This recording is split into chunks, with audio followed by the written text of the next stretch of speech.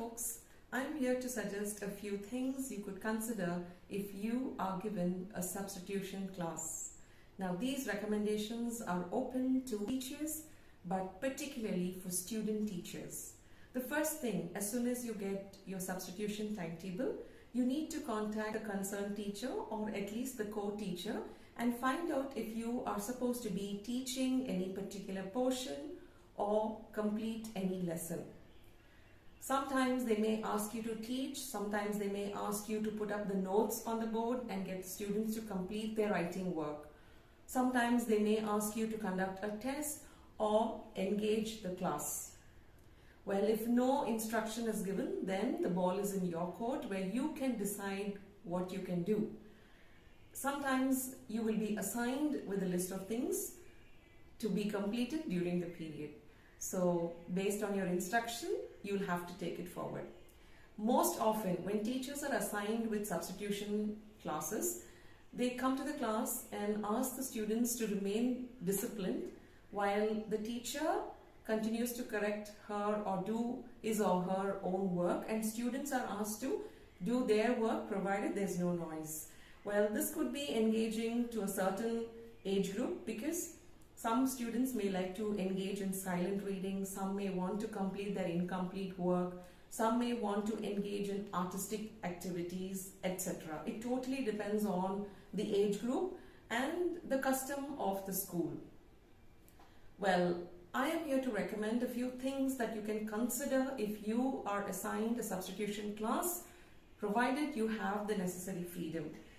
One thing you can do is keep students updated about current events. So instead of standing there and lecturing to them about the importance of being updated, you can write out the headings in chits of paper, take it in a bowl to class or maybe in a box, group the class into two, name them bones and muscles, red, blue, A, B, whatever.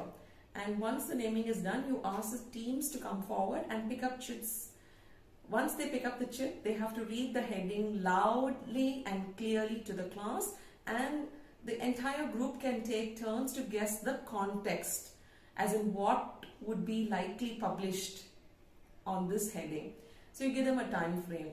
Then you ask the class, maybe team B, to come forward and check the paper.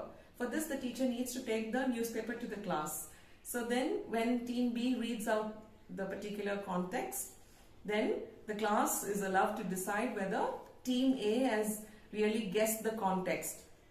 Alright, sometimes if the headline is too challenging, the teacher can give them 2 or 3 buzzwords.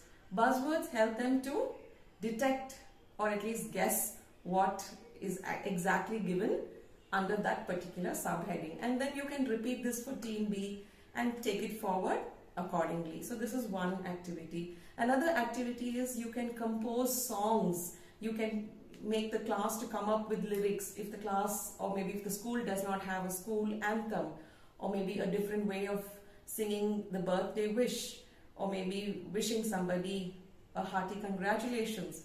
You can think about such general context where you want to say you're sorry about something, or you want to say you are excited. Just like, simple jingles which you can compose. I remember one of my batches, they used to sing this: don't worry, everything will be fine. Don't worry, everything will be fine. Well, there are a couple of lines more, but I just distinctly remember these lines.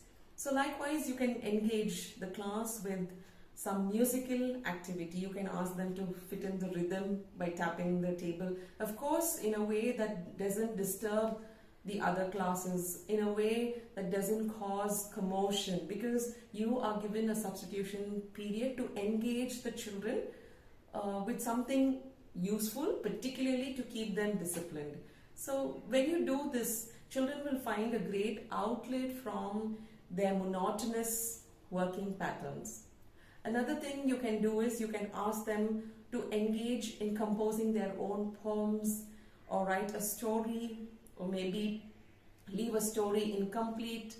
You can also do movie reviews wherein or you can recommend students about watching a certain movie. You can even do make sentences. You can write a few words on the board, ask them to frame sentences, or ask them to frame sentences using the opposite word of the word that is mentioned on the blackboard. Then you can also do 4 corners where you name the corners of the class, say red, blue, green, yellow, and then you have the class moving, and when you call out on a particular color, students should try to go and stand in that corner. So this creates presence of mind. Well, if you have a class of 60 plus, then you can play this in batches of 20. So you will have about 3 rounds going. So this creates awareness, and if you do not want to keep it as simple as red, blue, green, yellow, you can have it with some other pattern like synonyms, antonyms, idioms, and likewise. You can talk about the law of the nation. This is very important, particularly these days, because children end up being, in the wrong places for the wrong reasons, and it is all because they are not aware. Talk to them about the scary incidents that happen, particularly in the place where we live. It can be the Chennai city or whichever place. Talk to them so they would know that these are all the offensive things that are happening in a place where I live, and I need to keep myself safe. You can ask them to reason out, draw their attention to what is right. Liking something stands okay as far as the other person is not disturbed. Alright? Because they need to understand that the other person also has the same right to dislike something. So to respect each other's privacy, to know that private parts are private, to know that they are likely to end up being in prison. They should be aware that they are likely to lose certain number of happy years in their lives if they commit to certain things. You can talk to them about good touch, good behavior, bad behavior, and that too, nowadays children live in nuclear families where it's just mother, father and their siblings. They do not connect with their grandparents, with their siblings, with their cousins. They do not.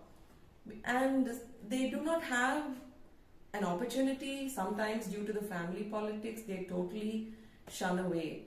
But I think children should be taught the importance of navigating, the importance of reaching out to their aunts, uncles, cousins, grandparents, touch base with them at least once a month.